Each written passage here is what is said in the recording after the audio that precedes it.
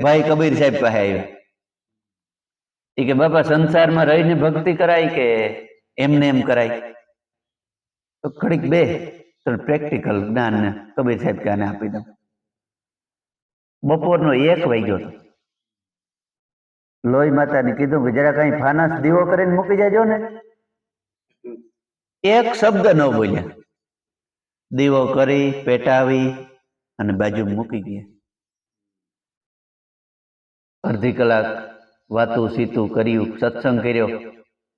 હવે આ દીવો લઈ જાવ હવે કઈ કામ નથી. અટાણે દીનો થોડો દીવો હોય. કબીર સાહેબ કે એક શબ્દ મોઢામાંથી ન બોલ્યા. દીવો ઓલવી ઠારી ઠેકાણે મૂકી દીધો. બોલો ભાઈ વાત જો બાપા હવે તો કે ન જોયું? તને ઉપદેશ થાય તો જવાબ તો આપ્યો તને.